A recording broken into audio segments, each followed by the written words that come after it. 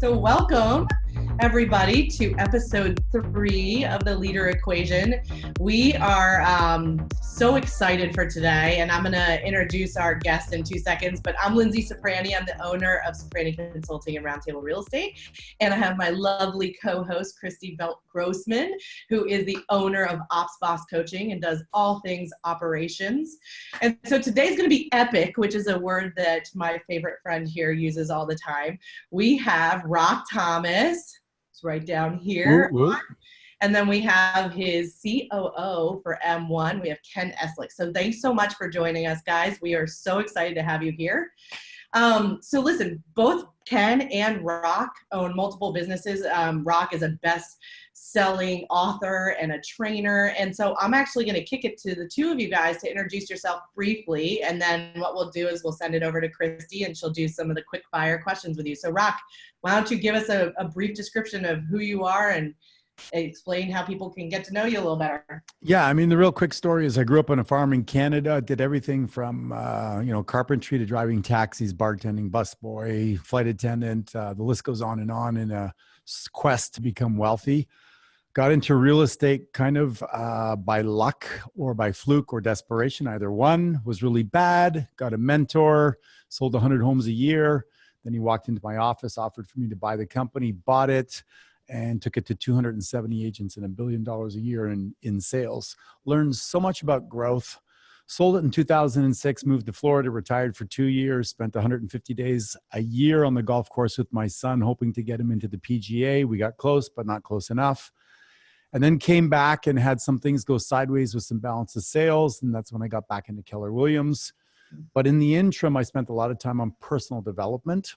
And that's when I had this passion for helping other people accelerate their success. And I've done it through various vehicles, through books, audio programs, mastermind groups, online coaching, et cetera, et cetera. And today I'm fortunate enough to be part of multiple mastermind groups, including M1, March to a Million, where we help people become financially free without giving up their health or their wealth and improve their lives in a whole life way. And in a nutshell, that is my life. Yes, I love it. Thank you. And Ken.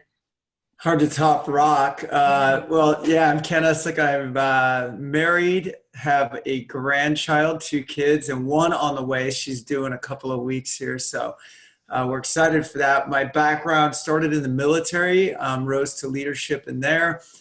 Started my first company at 22, grew that, sold it to a Fortune 500 company. Spent 14 years in leadership with them. So the teams got pretty big over there, up to about 1,000. Got out, started a leadership development company, really headhunting for leaders, but also doing some coaching and training in that realm. Got involved with Tony Robbins. That's how Rock and I met, was through that organization. And really was looking for, I think a lot of times we know what our skill set are or what our gifts are, but we don't have the vehicle to kind of carry those out, right? We sort of get partially fulfilled. And when I met Rock and heard about M1 and joined M1, that became the vehicle that I'm sure you'll hear more about that experience as we go on. Awesome. So we're going to give you guys some quick fire questions. This is kind of our way to just let the audience get to know you in a very quick manner so that we can dive into the real meat. And some of the questions may be a little bit, you'll have to adapt them for your business because sometimes we're talking to real estate people. So we know who you are. How many years have each of you been in business on your own? And then how many years in business together? And Rock, we'll start with you. Business on my own. I mean, honestly, since I'm like 14 years old, I've been an entrepreneur, lemonade stands, cliche, hot dogs and coffee. I grew up on a farm and I started that serving the parents of the kids that came out to ride at our farm. So I feel, cutting lawns, and it's all cliche, cutting lawns, but hiring all my friends, shoveling driveways, hiring all my friends. I just had the entrepreneurial bug from a very young age. And I really believe it's born out of just wanting to solve problems. That's really what an entrepreneur is. You see a problem, and you want to solve it. And I like the hunt. I like to go get the customer. A lot of people are like, oh, I don't like cold calling. I don't like building my business. I freaking love it. Just try and reject me. Oh, I love it. It's like people are like, down the gauntlet, you guys. It's like, please try to reject me. I don't know what it is. Maybe because I got so much of it in my life, I've developed a callus. but I actually build up an excitement around doing that. And that's why I'm a good, I think, visionary leader, fire starter. And that's kind of where Ken comes in is Ken is a lot like me, but he's also much better at the systems and the operations and the maintenance and the recruiting of great people. So I start with the vision and he kind of keeps it going. At least that's the way I see it. We've been in business now, believe it or not, only for 6 months, but it feels like for a lifetime. It was a really, really quick integration. It's kind of like when you know. And we're going to dive into that. I want to dive into that when we come to Linzee questions. I love that. That's it. Ken, you were in business for how long? You said military and then Yeah, I'd say very similar to Rock. When I was a kid, I guess I had the bug. I remember an apple, I'm calling it an orchard. It was a vacant lot, I think, with some apple trees on it. We used to go pick them and sell them down the street. That was my biggest money. That was better than mowing lawns even, but did it all that stuff growing up. When I left the military, frankly, my reason for going into business for myself was a lack of opportunity as I saw it. I didn't have a college degree.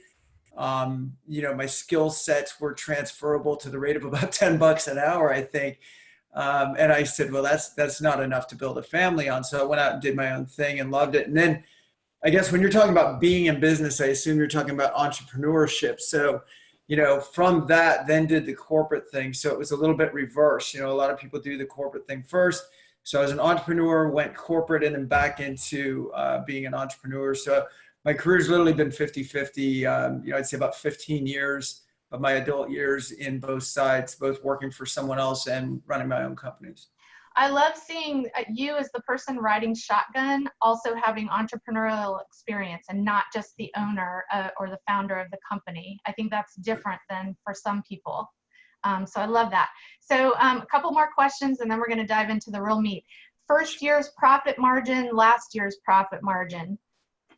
You can go back from when you first started in business to now or your business together. So if we look at the business we're in together, it's really, Ken is the COO of Rock Thomas International, which includes a lot of different arms to it. So there's my speaking career, there's my multiple books. We're always coming out with new audio programs, online programs, etc. So I would say that I've been doing that for about 15 years, and it's hard to quantify because there's so many different aspects to it. If you just look at my book sales, I might get a few $1,000s from Amazon a month. If you look at my audio programs, it's different. If you look at my speaking, I'm going to be paid $10,000 US to do a talk that's an hour and a half. It just depends on where I direct my focus. But now that we've kind of really put most of our training online, I would say that profit margins are around, let's say 25 to 30% of gross sales. Awesome. And I think that you hit a point where technology starts to kick in and you can scale that. We haven't gotten there yet, but Ken is definitely working on that. Awesome. Cool. And how many people are on the team at Rock Thomas International M1? Like, give us just, is it, small number of really productive people? Is it a big, I'm not familiar and I'm guessing our listeners are not either. You want to answer that, Ken? Sure. So I would say the small team of really productive people, but with also a lot of volunteer help. I think, part of M1 is as people are improving themselves, it really becomes a leadership program. I mean, you're coming in there to work on yourself, but you're making yourself better. Through that, you want to contribute more, you want to learn more, you want to grow more. And there's no better way to do that than to immerse yourself in the work. So we get a lot of help from the tribe itself, but the team is relatively small, a core team. And we're very, I think we're getting more and more laser focused on not just do they have the skill set, but what's the culture fit? How are they going to work with the existing team? And being very, very deliberate when we execute on a new hire. We're not looking for people that are going to be around for 6 months or a year. I mean, to me, I'm looking at everybody as a lifelong employee when they start. Lifelong family. I love that.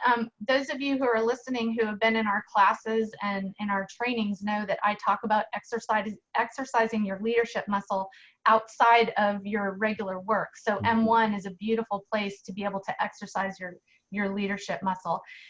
Quickly, what is your morning routine and how do you prep for tomorrow? Real succinctly. Miracle Morning, basically a menu of Miracle Morning. It depends on the day, but it'll be one of those 6 components. Look up Miracle Morning if you don't know that. And I will always, 99% of the time, audit my day. So it's what worked, what didn't work, how do I make it better? What am I grateful for? What was I successful at? Where can I improve? I'm looking to get 1% better a day. And then I scan my day or scan the week, and I look at each meeting and I give it some energy, some intention, and I go to bed with the idea of how am I going to wake up ready to kick ass tomorrow. Love that. I got to say, you guys, we had Rock speak in our office, and I've never met anyone with as much physical energy that's like your mental energy is tangible. So whatever you're doing, you guys listen up and do what he says. Ken, how do you start your morning and go into tomorrow? Very similar. I mean, I think planning the morning starts with planning your week. So, I mean, I have a very good outlook on the week. Not good, a clear, focused outlook. So I know what time I'm getting up each day. I typically get up at the same time each day. I have a routine. It doesn't repeat every day because sometimes I'm on video calls as early as 5 a.m. So sometimes it always starts with journaling. There is always exercise, but that is sometimes not at 4 in the morning because I'd rather put that off if I'm getting up that early. But all of those boxes are checked and built into a calendar in advance. But I would say Miracle Morning is getting up for me at the same time each day, doing I think people overthink this sometimes, and it's the reason they're stuck and they don't get going. They're like, oh my God, I have to journal. And they think of that as a half an hour, an hour. And for me, it's literally 5 minutes in the morning. What am I grateful for? What are my outcomes? What do I want to be focused for that day? A few I am statements, which is all in Rock's ballpark. And then you're off to the races, handle your exercise there if you want to, or later in the day. But just developing a system that's going to work within your schedule, particularly for people that have odd schedules or kids or whatever, structure something. Love it. Last 2 questions.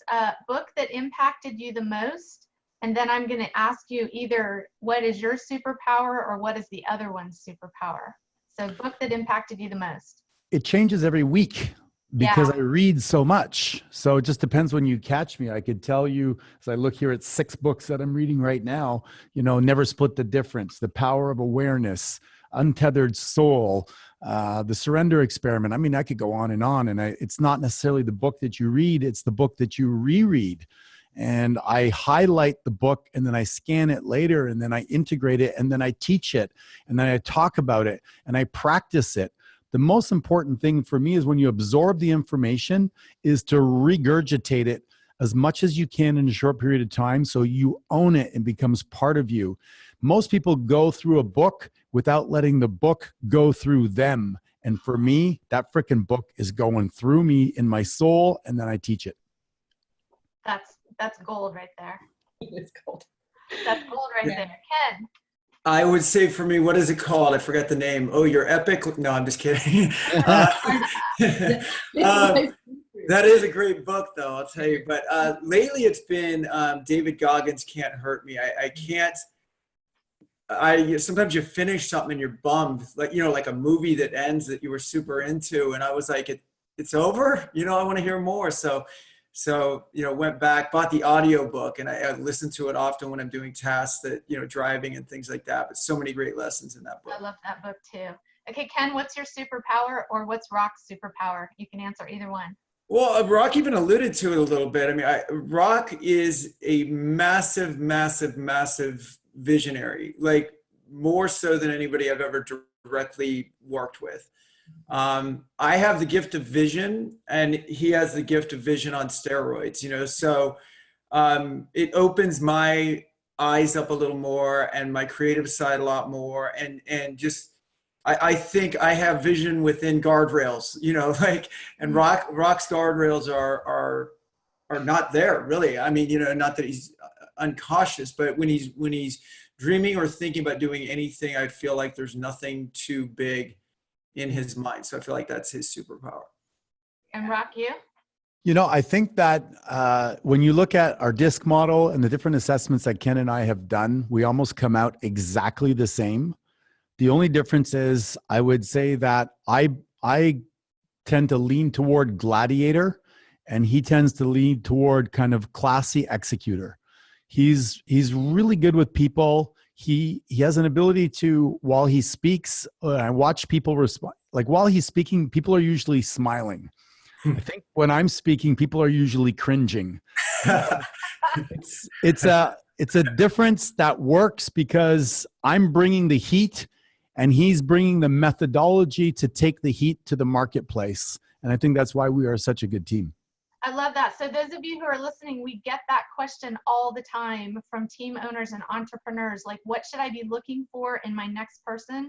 And then we get the question from directors of operations, what should I be looking for in my leader? I think you guys just really articulated that really well. Lindsay, let's dive into the meat. Yeah. So talk us through, you guys, give a brief description of how you came together. I know it was with Tony Robbins, and I know that Ken came into M1, and just like myself, his life was dramatically changed through that process. But walk us through, how did you guys meet? How did you know that you could work together, and what did that look like? So I'll start if it's okay, Ken. First of all, it was love at first sight. But other than that, I'll tell you what, for me, physiology says a lot. I've seen him in the environment, and I think that your physiology is your first business card. So Ken carries himself in a way where, you look at somebody and you go, that person's on a mission, or that person's got something, or they're going somewhere, or they're purposeful, they're intentional. So that caught my attention. Then we started talking, and he was all about asking me questions, how he could add value to my life. And I'm like, all right, that happens like 1 out of 1,000 people I meet when they're that intentional about it. So he caught my attention. So then I started to reciprocate, and I said, I think there's something we could do together. Let's continue the conversation. And I really think that that's the part that people miss, is that when show up as a servant leader, just add value. And all of a sudden doors open. You get people's attention, get somebody a coffee, a glass of water. Some of my mentors that are worth 30, 40, 50, 60, 70 million, I'm at the airport with them. They're carrying my bag. They're going to get me a coffee.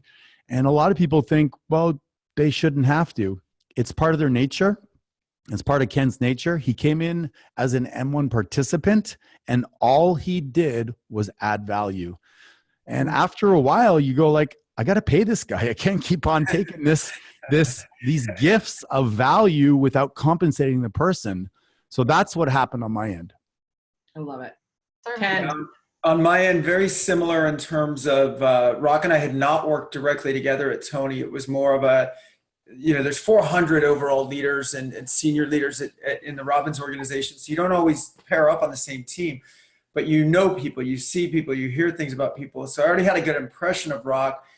And then as we got to meet and talk, like Rock said, it happened very, very fast in terms of our friendship. That led to M1.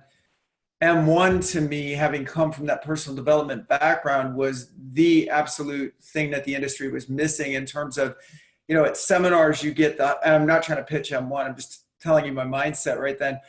With seminars, even as a leader at those seminars, you come in and you feel like you got shot out of an energy rocket, right? If you guys have ever been to a UPW or whatever, and they're great for that. They kind of shake you awake, right? But then you get back home, you get back in your environment, and, maybe you don't have a supportive environment. I happen to have a supportive environment, but you're still not around 10,000 people jumping up and down, right? So it levels out. So what I loved what Rock did with M1 was building it into your life so you could really change your environment from wherever you were in the world through this curriculum. So the giving back there was no thought in my mind about, I need to work this into something for me. And it wasn't so much that I'm that big of a contributor. It was, this is awesome, and how do I get even more involved, right? Because I'm getting so much out of it. So I had some ideas for Rock, and it was just like, hey, what do you think about this? What do you think about that? And from there, one thing led to the next, and everything happened pretty quickly. I love it. Well, and I know Rock. I've spent a lot of times with him as my mentor here for the last couple of years. And I would say, he's intense, right? And so he's driving, and he is just, he's creating every 2 seconds. For people that don't know him, that are watching, this man writing books, just does so much, and at such a high level. Ken, so, why do you think you're the leader that can come alongside of him and really run at that same pace? Because that is a thing that people really struggle with, and that's a big part of what we're trying to figure out here. I'm glad you asked that, because there was a question earlier about, you were saying a lot of your listeners or viewers have, what should I look for in a boss, or what should I look for in the person who's going to run my company? And I think oftentimes people will say, well, if you're this, then they should be that. And it should be like the opposite, right? Like if you're great with operations, they need to be great with sales. Or if you're high D, they should be, high C or S on the DISC profile. And I really completely disagree with that model, because you don't want to spend all your time with someone that you have to constantly figure out how their brain works and everything, right? So the thing that makes us work, and Rock alluded to this, is, we're very similar. Like when he said our DISC profile is the same, I mean, it's the friggin' same. It's a 99D, it's a 67I, and I don't think either one of us care about the other two that much, so I don't remember my scores, right? So it's 9967, not 9965. They're both 9967. But then we have these, first of all, a lot of respect for each other and what we both bring. And we allow each other to run in those avenues, the way that we need to express our skill set. Does that make sense? So I think if I was going out and finding someone to run, my other business, is I would look for someone with a lot of similar traits, but just bringing something more in an area where maybe Rock can do operations all day long when he wants to.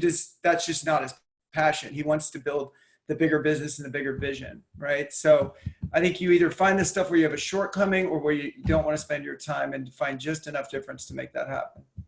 It's interesting. I think it was last week, or it may have been the week before, this whole conversation about DISC profile came up, because that's something that comes up a lot.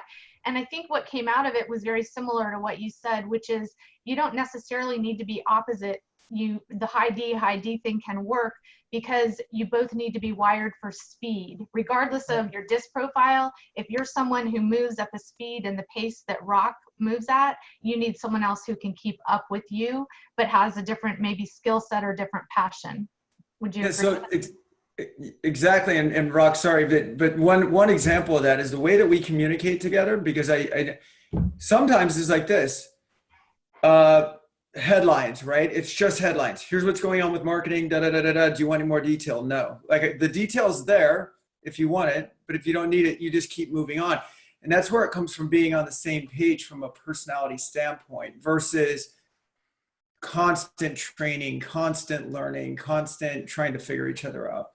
Yeah, I think also is with your military background, I can just talk direct to you. I can be, we can be on a call, something comes up and I go, got to go, call you later. And you don't get all frazzled or take it personally or wonder if you did something wrong. You're just like, yeah, he's in his high D, he's executing on something, he'll get back to me. So that's allowed us very, very efficient communication. Our meetings can be literally 3, 4, 5 minutes, and we'll accomplish what I might accomplish with somebody who's a high S, high C. It might take me 15 or 20 minutes, because I've got to cushion it. I've got to package it. I've got to, listen to their perspective as they go into their doubt and worry that they're going to not please me. Or Ken's, yeah, whatever. Yeah, let's go. Boom. And was it that way from day one with you guys? Pretty much, I would say. Pretty much, yeah. I was going to say pretty much. I mean, we've refined it. We've gotten I think we keep on getting each other. And the thing and this is, I think, valuable for the way that Ken presents things. He'll say, Rock, here's what I'm thinking. We have this situation. Here are the facts. I'm leaning this way. And he makes it easy for me to go yes or no. No, I want more information. Yes, go for it. But he's already thought it out. He's already demonstrated to me he's weighed the consequences and he's looked at the big picture. And then it's usually very similar to what I would have looked at, plus some extra stuff I didn't think about. And then I'm able to just agree or, dig for more. I love that. And you guys obviously have a team of individuals behind you that are, I always call the high D like a Tasmanian devil. I feel like they come in, they just like whip everything up, and then you've got to have those people that are delivering. So I know you do have people that are delivering behind the scenes. Ken, you're doing some of that though. You're managing that more these days, right? Yeah, all of it. Yeah. And so of course, it's a diverse team. So, we have people on all walks of life, and so when I'm talking about that, hire someone, maybe with some similar communication style, profile style, I think that's the owner to the manager, right? I mean, I think that's where that really works. I think on a team of individuals where you got people in marketing, you got people in IT, you got people in sales, then the operator needs to be able to communicate with everybody on the team in the best way, obviously. That's awesome. How often do you guys communicate with each other to get things done? So I know we just talked about like you can get things done in 4 minutes, but we've had other leaders on that said, we had to come up with like date night so that we knew we were on the right path, or like deal with some things if we need to do that. Like, Rock, how often do you check in with him and kind of make sure you're going in the right path? So we have a few different modes. We have Marco Polo, where once in a while we'll send a video to each other with a very quick update. So that's one way. We have a weekly meeting where we kind of go over the State of the Union. And Ken is phenomenal at putting together spreadsheets and documents and holding the team accountable, which is not my strength. I like the numbers, but I like the tip of the iceberg numbers. And then if I want to probe, he'll go, yeah, I got the backup. Click on the next label, click on the next, tab, click on the next tab. And I'm like, oh my God, it's more information than I want. As long as you know it's okay. Just keep me on the tip of the iceberg, right? Right. So weekly is the answer. And Ken holds all the people reporting to him accountable weekly. But there will be, I would say, regular spot-ins as we have ideas and we just shoot things to each other. We probably speak very briefly every other day and sometimes every day. Awesome. So we're starting to get a couple questions. Is this a good time, Linz, or do you have another question? Yeah. Well, let me ask really quickly. So when you guys did come together as a leadership team, how was that transition from Rock really being the one that was involved in everybody and managing everybody, transitioning over to you, Ken? Because that's one of those things we've seen, what I'd say is like a change of guard, right? Like sometimes you have people exit because it's like, new leader, what's going on? And sometimes it really works. And I feel like with you guys, it really worked. What do you think, what did that look like? And then why do you think it worked? I think we were pretty clear from the beginning. I mean, literally from like the first day of work, where it was, I'll grab a hold of it at M1, kind of our membership body and the people that support that. That would be step one. And then step two would be sales. And along with that, the people that come with that. And then just here more recently, taking over more of some of the media stuff and production and marketing. So it just happened in steps, and they all kind of felt right. We didn't start by going, we have an exact 1 year timeline, and at week 30, you'll be doing this. It was an evolution. It was like, okay, your hands are around this. You've got systems in place now. And I don't even remember who said when to grab it first, because it was just kind of like, we get on the phone and go, yeah, it's about time to move on with this next step. So it happened quickly, but it didn't feel forced. It felt very handle one thing, get set up for the next, move on. Well, I think Ken's being very humble. I think that when he came in, he said, there's an opportunity here. I come from that Tony Robbins background. We share that. I think there's an opportunity for me to help with some of the leadership development. And he goes, I have a bit of a vision for that. He spent actually about 6 hours putting together an entire plan in PowerPoint, and he dropped by my house and then he pulled it out. And I'm like, we just went over like that with my entire leadership team about 4 hours ago that were in town. Oh, he's all, guess we're on the same page. I do remember that now. Right? Yeah. And what I loved is that he led with providing value. He took his own time to create a vision and then to present it, not in a way of, hey, look how great I am, as here's what I'm thinking. Here's what I'm thinking. I don't know if you have any thoughts around that. So it was, for my ego was able to handle it and not go, who does this guy think he is coming in here and going to tell me how to run my business? Screw you, right? So he's a very good way of suggesting that. Then he came in and did that. And as we were doing that, he would discuss with me the things I was working on in the other departments, and he would be a good sounding board. And then I would start to see he had insights for it. And then he would come back a week or two or a month later and he goes, I think I might be ready to help you out in this area, but I want to just kind of master this over here. And when I've got that dialed down, then is it okay if I kind of sit in on some stuff, the me, we, they, and just kind of piggyback on you and see where you're at and see if there's some value I could add. Who's going to say no to that?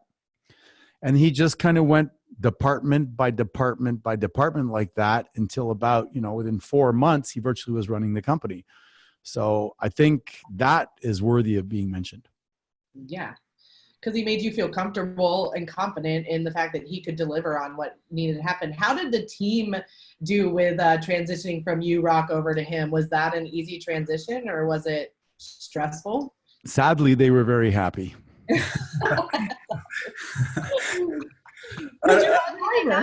he's leading with providing value, how could they not be happy?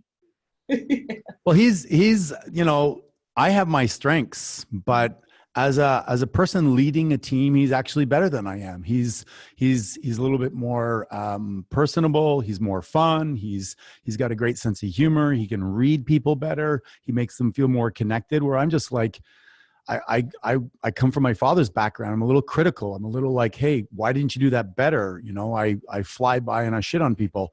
And they're like, you know, Rock, come on, give me some credit. And I'm like, kind of like, there's no time for credit right now. And even though I teach support, encourage, and challenge, what I get in with the core team, it's like a huddle in a football quarterback is that's not the time to go, hey, buddy, you're like really awesome, man. Way to run down there and do a nice cut. You're like, dude, I'm hitting you on this next one. We need a first down. Ready, break. So my meetings are more like that. And Ken's are more like, hey, dude, I really liked the way you ran that pattern. That was really great. By the way, next time, can you just turn a little bit quicker? Because that ball is going to be coming. Cool? Great. Break. So that's really awesome. And we have so many questions coming up, and I know Christy's looking at them. So we're going to start to dive into that. But just to piggyback off of that, I mean, so you guys are the same personality, but yet, Ken, you're going at that in a very different way, which is something that I've really been learning about. I mean, right? There's like the person that's going to be managing people, and then there's that visionary charging ahead, right? So walk us through, you know, same personality on paper, but you're doing it differently. Why? I think that I love, I don't want to say I love getting in the weeds, but I love the day-to-day act of leadership, of watching someone develop. In fact, when I was in the corporate world and rose up too high, I didn't like that as much because I wasn't with people on a daily basis. So I was most fulfilled actually at like a general manager type level. But then there's a contrast there because you're not being stretched. So in this, I get both. You know, I'm getting the day-to-day, but then I've got Rock pulling us, right? Because of this big vision, right? Left to me, we would be a well-run small company. Left to me and Rock, we would be a well-run huge company. You know what I mean? So it's the combo of the two. And again, Rock doesn't give himself enough credit because when he wants to play in the weeds, he's as good as anybody I've ever seen. It's more of a preference, right? Like, where do you want to spend your time? Where are you at this point in your life? 20 years ago, maybe Rock loved the weeds. I really don't know. But, you know, I still like that day to day. I get a lot of fulfillment out of that day to day. I like to see the 21-year-old up and comer that's got, you know, limited education and all of that, but maybe a huge heart and a huge work ethic. And I love to work with that. Awesome. So that actually kind of, I think, ties into one of our questions, because what you're talking about, I think, so we have two people with identical DISC profiles, and you probably have some shared values and some different values. And values are very informative on what makes us happy, what makes us successful. So the question that came in was, I'd be interested to hear Ken and Rock's perspective of how their values are similar or different and how that impacts your partnership. Awesome. That's a great question. I think our values are also very similar. We're both into health. We're both into getting the best out of people. We love to see people grow. We want to take somebody from where they are to where they want to go. Ken's a yoga instructor. We work out together. We play together. We do very similar things. So I would say in our case, it's actually very similar, which I've never really had that before, because usually I'm the guy that wants to go rock climbing and biking, mountain biking and stuff like that. And the other guy's like, hey man, I want to go sit in the hot tub. Similar hard charging entrepreneur, different way of spending time. So again, I think in our case, it's like when he tells me I'm going to go do a yoga class and then teach one after, and I'm going to take 3 hours and do some self-care, I'm like, buddy, you go for it. I'll man the ship, or I'll take care of the call or whatever. I'm like, I'm loving that. Like, I'm applauding it and I respect it madly. So I think in our case, it's actually really easy. Ken, Ken, anything you want to add? I'd probably just piggyback on it. I mean, think of the environment that we're in, right? Where we're trying to develop other people and ourselves, and we're doing it throughout a balanced approach of 8 gardens of life, right? So if for both of us, I think the need to be congruent with what we're teaching is a very, very, very huge value, or integrity in what we're teaching is a very huge value. And so it's not like, we work out or eat right when it's convenient. It's like that's built into what we do. And I'm using that as one example because it was brought up, but our relationship is not difficult at all because we share the same values. Do you know what I mean? Like we would hang out regardless of M1. M1 came after we met and developed a sort of a friendship that led to M1, if that makes sense. So did you guys know each other at a deep level before you got into business together? So I'm just thinking that the people listening are probably thinking, how do I really get to know the person that I'm potentially bringing on as my number 2, to know that our values are in alignment with each other and with the organization? Like, how did you guys navigate that? Well, I think one of the advantages we had is we were part of a tribe, and it was the Tony Robbins tribe.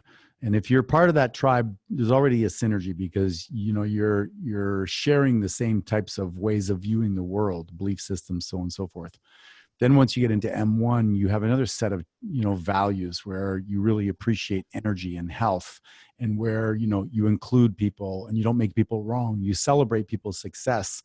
And when you start to go deeper into the various niches of your life, like Ken has started 2 or 3 different streams of income since he's joined M1, on top of him doing a full-time position for me, but I'm encouraging him to develop these passive streams of income because that's what we teach. I'm not looking at it as it taking away from his position. When he says, hey, I got to jump off this call and I got to attend to another one of my streams of income. Can I get you back in half an hour? I'm not like, oh my God, that's taking away from the business. I'm like, yeah, man, go make that happen and, build your passive income. So I think it comes down to really looking at whatever vehicle you use. What are the ways that you divide up your life? We divide them into gardens. And when you do that, it's really easy to go, well, who are you as a father? He flies out to see his kids. And I'm like, yeah, okay, great. Take that day off, or we'll forego our meeting. I'll catch up with you next week because he's on a plane to go see his kids. I'm applauding that because I consider myself a great father and I respect that in him as well. So I think you just look at the different ways you can decide how to quickly assess what your values are. And he doesn't play golf, but he respects the fact that I like to go out and play golf early and zip around the course in 2.5 hours. And he's like, yeah, you go, but I ain't going with you. I love that. That's true leadership. I think what you just said there was really powerful. I think also, if I could piggyback just a comment on there, because I think it's important, is when you start getting into horse trading, especially at this level where you've got, a right hand running your business and you're going, gee, I wonder if so-and-so's spending enough time or if they're dedicated, or on the flip side, you're looking at your boss and you're like, God, they're always what? I mean, you're doomed for disaster at that point. So it's a two-way street. I mean, I just took a trip. I was going to see my sister in Seattle. We decided to tack on a couple of days because we had staff members in between Seattle and up to Vancouver. So it became kind of a work play trip. And that's not even something we discussed really. It's just like, just go, of course you're going to go do your thing. On the flip side though, as a receiver of that, I guess, generosity or flexibility, you can call me at 10 o'clock at night. You know what I mean? I'll answer a text at Sunday morning at 8 or whatever, like it's a two-way street. So that flexibility goes both ways. And I think whenever it goes out of balance, it can't stay there very long. If it's all the employer asking, and not giving, then it's not going to work. And same with the other way around. I love that. That's such a great thing because I don't, I think it's hard for some people to release. And I mean, I know Rock can, if he's got somebody that he trusts, he's going to release, and he's going to say, hey, go run with this. He's great with that. But, Rock, there had to have been people that you didn't feel like you could do that with, right? And when that was happening, was there like this constant pull of like I'm going to give you some, but then I'm going to take it back, and kind of like what Ken Yeah, totally. And it's like, let the leash go. And then there's too much leash, and they wrap themselves around a pole, and you're like, oh my God, I gave them like too much leash. Geez, you'd pull it back in. And then there's that back and forth. And what I actually learned is that people start to feel a lot of shame because you give them the liberty to succeed and then they don't. The great thing about Ken is that he'll ask or take more leash, but enough that he can feel his way. And if he feels like the ground underneath him is a little shaky, he'll refer back to me and go, what do you think of this? What do you think of that? Or I'm out here and I'm not 100% sure, or maybe I went too fast. Can you grab some of this back? So there's a great leader is willing to be vulnerable, but they're also courageous. And he's got a great blend of the two, where I think the other people that haven't been able to accelerate like he has, they hid one or the other and they tried to figure it out. In other words, I'd say, how's that going? Oh, good, good. But meanwhile, they're like a duck, right? They're quiet on top, but underneath their feet are pedaling. They're like, I hope I can quickly get this done before he asks another deeper question. Let me go quickly. And then, they're up at night, they burn themselves out. And then they're like, oh my God, here he comes again. Oh. And then everybody feels the stress. And because I'm a high D, sometimes I'm like, I buy what they tell me on the surface, even though intuitively I know something's wrong, but I'm hoping they'll figure it out because I don't want to deal with it. Where Ken is he's got that magic between the vulnerability and the courage, which is transparent. And I'm telling you, it's fucking epic. Pardon me. No, you're good. Thanks, Rob. That is like so key, because I think that's a part where if you go back to the DISC profile, and Christy, I know you would say the same, the SC, they have a hard time with that, right? Like being transparent and telling you exactly what's going on. And so if any of you are watching, like that's a thing. And so we are talking to one of the biggest drivers I've ever met and been in a room with. So Rock, like if you've got that personality and they do become transparent, they say, hey, I don't have that yet, but I'm looking to have it by X date. Like that's okay in your mind, right? Yeah. I mean, I teach people, one of the things I teach is you got to ask. There's two types of asks. There's the vulnerable ask of, can you help me? And there's the courageous ask of ask for the order. And if you don't develop both of those, at some point in time, there's going to be a gap that gets created. And again, to repeat, Ken's really good at both. And the high S, the high C, in my opinion, is they're so afraid of failure. They're so afraid of disappointing that they, rather than ask, they try to figure it out, but they burn themselves out. If you have somebody working for you, by the way, that works 70, 80 hours, 90 hours a week, and they're under the guise of I'm totally committed, they're going to burn themselves out because they actually can't do the job in the hours allotted. And that's dangerous. They need to be more transparent. And that's usually a telltale of somebody that is not being transparent. So part of that, just to throw some credit back in this love fest, is that a big part of it is having the environment. So like if you went in and said, I'll give you an example. The last thing I picked up was production, marketing, that area, because it's the one I'm least experienced in, right? It's the one that I felt out of the gate I would provide the least value out, or at least be challenged to add value right away based on my skill set, right? So when we get into it, if I went to Rock and said, well, I don't know anything about ClickFunnels, for example. And if he said, well, I can't believe I hired you as a COO, you don't know a goddamn thing about ClickFunnels, right? Then I'd be like, I either wouldn't be here or I would stop asking questions like that. And then even as a high D, we would either battle or I'd start telling him I could do stuff that I couldn't do. So as a leader, I think, whoever's at the tip of that iceberg has to create an environment that says, it's okay. I mean, what we don't know, we don't know. And so I never feel like that's an issue at all because of the environment that we have. You know what I mean? Other stuff I'll be like, I know how to do this. We don't need to talk about it. It's going to get done. Other stuff, I'm like, where do we start? Point me. I mean, to add to that, Ken, Ken will come to me and he goes, I want to go to this event. I want to learn how to do this better. Do you mind if M1 pays for it? If not, it's cool. But in this case, I think it'll benefit us. And I look at it, I'm like, yeah, go, done. So he comes to me and says, I want to get better in this area. I'll take my own personal time to get better, but would you mind paying the $300 or whatever it is? And I'm like, that's a win-win. And that's what a leader does. What I'm hearing is that there's a huge foundation of trust and respect. and that you guys maybe had a leg up on that because of your tribe that you were part of at Tony Robbins together, that you shared values. But even after that, you're still purposefully and conscientiously creating that environment of trust and respect. And once you have that, you can build farther faster. Yeah, we have a concept called Overcommunicate. So while you're starting a new project, while you're uncertain, while things are going sideways, when he's gonna take over a department, what he does is he overcommunicates. Here's where I'm at. Here's what I'm thinking. Here's where I'm going. Here's where I'm at. Here's what I'm thinking. Here's where I'm going. Here's what I did. It didn't work out the way I want. I need a new skill. I need to download that. I got to buy this thing. I checked with the team, blah, blah, blah. Here's where I'm at. Here's where I'm going. Here's how it's happening.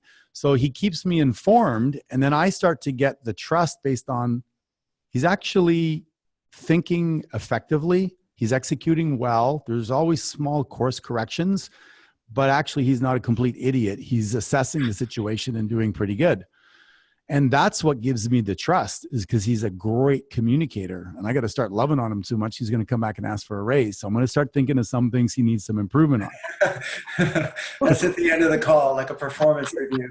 That's also what I love about what you just said, Rock, is the leadership in you're not just looking at what he's doing.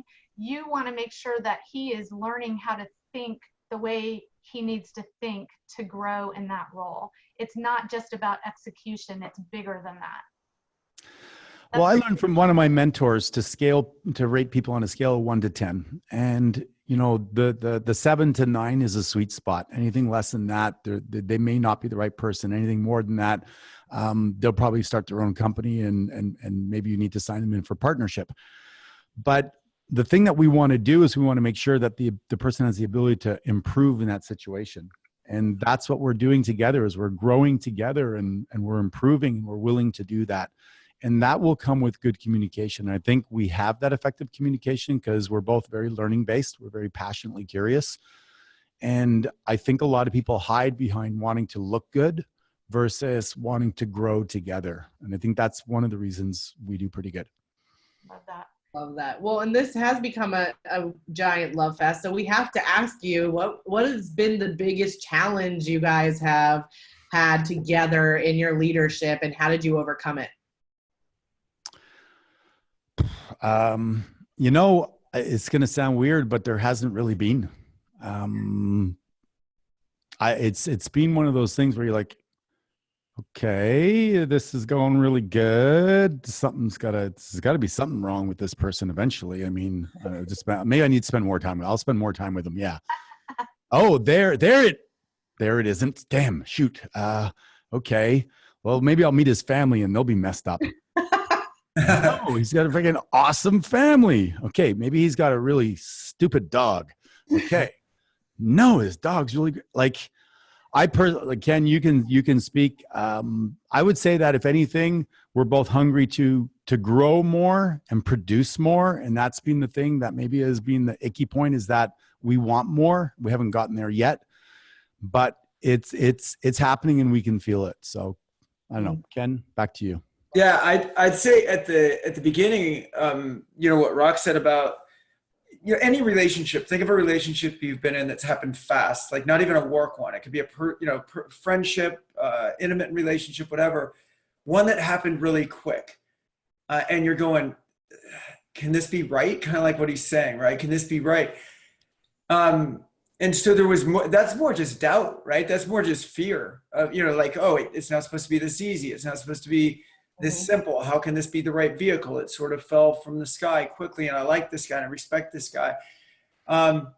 Beyond that, I would say right at the beginning, it was the toughest part for me was when you're working with a visionary, an extreme visionary, you get stuff that just comes in. So I'm a you know, general on the field going 3 people this way, 3 people this way, 1 this way. All right, we finally got our hands around it, and then boom, incoming, right? And more ideas come in. But at the beginning, that's a challenge, but it wasn't like a, without it, you don't get to where we're going. Do you know what I mean? So, and as we learn to communicate even more and even better together, it becomes easier to manage. At the beginning, I was just like, oh shit, there's more to do. And we just got our hands around the stuff that we needed to do. So at first it could rattle me a little bit, you know, the new information coming in, the new assignments coming in, new ideas coming in, because I was like, let's get this done and then move to the next thing and then move to the next thing. But now I appreciate it. And again, through our communication, it's just, I don't know, it doesn't rattle you like it would maybe. And how did you bridge that gap? Because what you just articulated is what so many people that Linzee and I work with struggle with. How do you bridge the gap of, I have it all and now there's chaos, and I have it all, now there's chaos, to I the think point first of of all I is, thrive on chaos? I think first of all is understanding that what the other person brings. So going back to the respect and the trust and the foundation is, if I just look at it as a business, and if Rock was actually a hired gun at the business, and if his job was to constantly innovate and bring new ideas, and he's just doing his job and he's doing it really friggin' well, and we don't go where we're going without that job. That's the most important job that we have, right? If I looked at it as a job. So you don't, but that comes from a place of respect and understanding and knowing where you're going together. If you don't have that, and if Rock didn't communicate that with me, if he didn't communicate that where we want to go with this company or why he has all these ideas, then it could just look like more work, right? Like why are you just constantly raining shit down on me because there's no vision of where we're going? But Rock's extremely good at communicating the vision, and everything he does on top of that is just ways to get us there faster, quicker, better, or in a different way.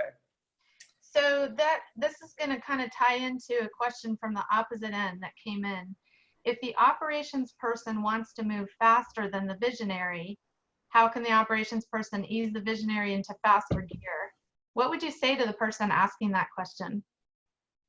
Now for Rock or for me? Either one of you. Go ahead, Rock. Go ahead.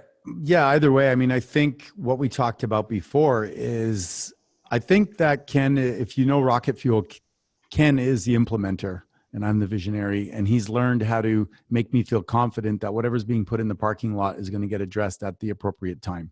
And as he's communicated that with me, it allows me to continue to back the truck up and dump the ideas.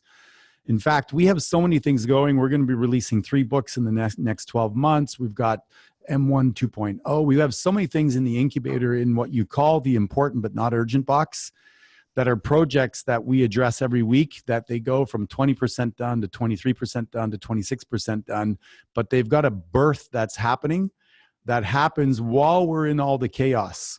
So what he's been really good at communicating with me is the progress of it with each project or project. So either way, when the implementer or the CEO can communicate that relaxes me, that yes, okay, come November, we're going to birth this. Come January, we're birthing that. And I think that's what's important. A lot of times people don't get to the important and not urgent box. They're just putting out fires. They can't manage things well. And then the visionary is like, where the frick is that idea I gave you 6 months ago? Come on. And they're like, well, we didn't have time to get to it. That's not an answer a high D visionary wants to hear. What about the flip side where the integrator wants to move faster than you're ready to move? What would you tell that person? Rock's answer is going to be no one moves faster than me, and he's probably right. Right, and I think that's probably true. So do you have any advice for that person who is with a visionary that they're ready to move faster than the visionary? What would you say? Again, I would agree with Ken is I give a task that will take 4 hours, and I literally think after I've given it 5 minutes later, I turn around and say, is it done? And they're like, you gave that to me 5 minutes ago and it takes 4 hours. I go, it does not take 4 hours. It takes 5 minutes. And they go, no, it takes 4 hours. I go, no, it doesn't. Just tell me when it's ready. So like, there's no task that can be done too quick. I would write a book today and publish it tomorrow if I could.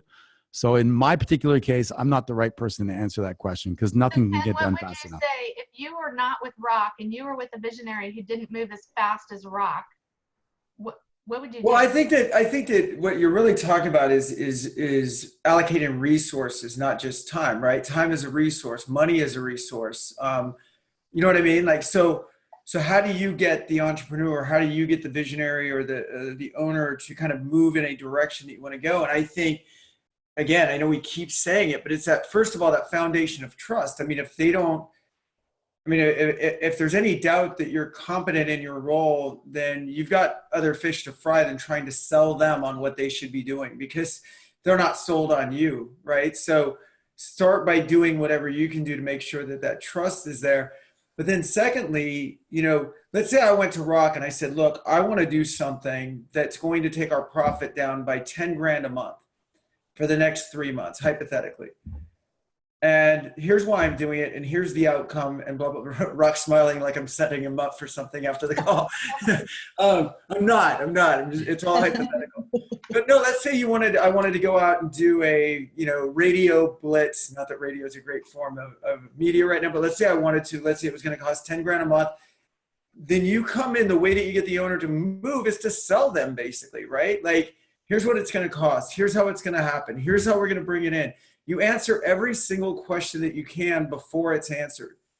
And I think I got that from my dad. He wasn't the most supportive guy in the world, but that led me, he was constantly challenging, constantly. So if I went to him with anything, he'd be like, well, is this done? Is this done? Did you think about this? Did you think about this? So that's just in my head now, to where I'm like, if you go and you're asking for someone for something, or you're trying to get their buy-in, anticipate everything you can. And even when you do that, if you're with someone that's really bright, you're still probably going to miss a thing or two, but they're at least going to know that you're on the same page, and they're going to be fairly impressed. But you want to move an entrepreneur in your direction, have your stuff together, sell them, have a vision, sell yourself. I mean, by getting into the weeds and trying to develop a plan that's going to sell them, you're actually going to make yourself more confident, because you're going to have a plan. It's not an idea. People don't respond to ideas, especially at that level. They're like, nice idea. I've got other stuff to do, or I want to be involved in that. Come to me with something that I can take action on. Is usually Let's ask this question, because I know people are thinking this. Obviously, Rock is coming up with a number of different things that you've got to deliver on. You had to have said no to Rock a couple of times, right? Or are we delivering on everything? And how do you say no to a Rock? And then Rock, when somebody says no, what does that look like? I think it comes down to priorities. So it's really not no. It's what thing would you like to have displaced to make this other thing happen? Right. We will get it all done if it's important to get it done. So, you know, we've got great people. We will get it done. So, you know, sometimes I go, I need this right now because I have a talk next week and we're trying to get a new presentation together, and he's got to pull someone from the team to do that. And we'll just go, okay, that's fine. It's going to delay the release of the book by another week or whatever. Is that cool? Yeah, that's cool. Or do we need another resource now? Do we need to go spend some money, bring in some help? So it's not really no. I mean, there's not really a need ever to say no.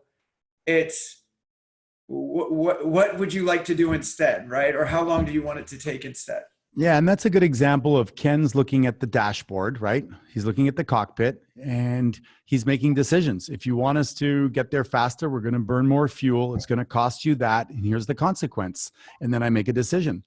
You know, visionaries love information so they can make another decision. And Ken is very good at presenting the information of the whole picture because he's got this dashboard always in front of him.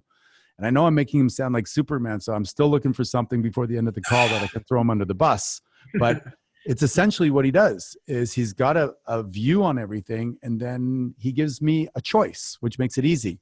If we move in that direction, here's what's the consequence. So I agree with exactly what he said. I think the conversation that you just described is so simple. All four of us on this call are high Ds, and so it's very black and white to us. If you want to do this, then we have to change this. That's black and white and fast and simple. And many people on the call listening have that conversation and have lots of emotion around it because they're wired differently. And I think that's where some people on the operations side need to go from E to P, that I'm naturally wired this way, but I need to be purposeful about a conversation and take the emotion out, and it's black and white and simple, and move forward. The other thing, just to add to that, is that we do something called the Sunday System for Success as a corporate culture. And so we really do look out on the week. We look at our intentions. We reverse engineer the week. We have a 7-step process for it. We energize the appointments. So we're very intentional and purpose-driven as an organization. And because we all use the same system, it's like, okay, well, my calendar's full. If you want me to add this in there, I got to display something. It's not like the other person doesn't go, well, come on, fit it in. They get the same language. So it's really easy when you have that system to communicate what are going to be their priorities in a week. Love that. And that's true even on Rock's end. Rock doesn't call and say, I demand your time in 3 hours from me. He never does that. He'll say, when are you free next, buddy? And I'll be like, well, I'm free for you pretty much whenever you need me to be. I can move something. He's like, no, I don't need you to move something. When are you free? And so again, that comes from kind of walking the talk at the same time. It's not anecdotal. It's something he does all the time. So amazing. I have one last question, unless you want to jump in, Linz. Nope. I was going to say I want to protect your time. So go. What legacy do you guys want to leave as leaders, and how will you measure that? To me, it's about creating leaders, and giving people the resources for them to be their greatest self. I think I've given that opportunity for Ken to find a vehicle for him to really flourish as a human. I would dare say that I provided that a little bit for Linzee and for her husband. Totally. Give them resources and let them lean. Steve is a coach for one of our products, and we do our best to mentor him and to lean into him. And so for me, it's not about me being great. It's about eventually people coming into M1 not even know who I am, and having multiple teachers and multiple people that have taken the system of success, the principles of success, the rituals and methodologies, and down the road, they're going to go, who is that bald Rock Thomas guy? I heard about him, but I really like this Sunday system for success, or I really like this product here, and they've already made it better. So it's about creating an ecosystem where people can become their best self, removing the ego, but looking, forcefully on the principles, the guiding principles of success. And so to me, that's the legacy. Love that. Ken? Yeah, I think very similar. When I was in the corporate world, I used to say all the time that, decades from now, when we're looking back at our careers, we're not going to remember that we increased margins on toilet paper by 3%, right? Or even sold 80 houses one year or something like that. That's good stuff. That's the stuff that gets you the stuff that you want. But you are going to remember the people that you developed and the lives that you changed and all of that. And then the person who maybe came to you and again, had that fire in their eyes, but not a lot of resources at the time, or apparent resources. And you somehow were able to come in and help create an environment for them to succeed. And so, for me, the legacy through M1 and what we're doing, and the reason it wasn't a match in corporate was that we still had to focus on the margins of toilet paper at the end of the day, right? And uniforms and first aid supplies. And that's just not that fulfilling. But when you can do it in a way that literally allows people to improve all aspects of their life, not just the things you need as a company to be successful, right? So there's no downside really. When people show up and we get to work with them, there's no downside to that. Love that. How can people who are listening find you guys? I see we have GoM1.com up here. Oh yeah, I forgot that was up there. Good. So, reminder. Anything else you want to give out besides that? rockthomas.com. If they go there, they can get a copy of my book, The Power of Your Identity, The Words That Follow I Am and Follow You. I highly recommend you go download it. It's free. And you can really start that process of creating the labels. Words create your world. So be conscious of it. Be purposeful. Have a way that you describe and define yourself so that the guardrails of how you're going to show up. If you say, I'm not a morning person, chances are you getting up and taking advantage of the greatest part of your day are slim to none. But if you say, I used to not be a morning person, but every day I'm getting better and better, you start to move in that area and you can actually shift. There's a reason personal development is called personal development, is because there's things you don't know that are possible. And when you start to lean into them, be in an environment where you access the routines and rituals, you actually start to transform what you're capable of doing. The results follow and your confidence develops. So I always say the greatest confidence you can have is believe that you'll always find a way. Call yourself a GPS. And a GPS, what does it do? Does it go, oh no, there's traffic ahead, we're not sure which way to go? No, GPS goes, rerouting. Successful people have their own internal GPS. And when the obstacle, the challenge, the competition, the economy, it turns on you, the leader just goes, rerouting. And that's what you should do. Gold. So thank you so much for being on. For everybody that's watching, we're dropping links to M1 in there and to Rock Thomas International. They have drastically changed my life. I've lost weight because of M1. My leadership has changed. I'm doing this podcast because of that with Christy. And so I highly recommend M1. And if you want to talk about it, you can talk about it with Ken or myself. And you could probably bother Rock and maybe get a response as well. So thank you so much, guys, for so much. Thank you. That's fun. Thank you. Great call. Leadership is such an area that needs to be developed. So thank you for taking the leadership on leadership. Awesome. Yeah. Great job, guys. It was a lot of fun. Thank you. All right. Have a great weekend. Cheers. All right. Cheers, Bye. thanks, guys. Hi, Chrissy. We're off. Yeah. Call me.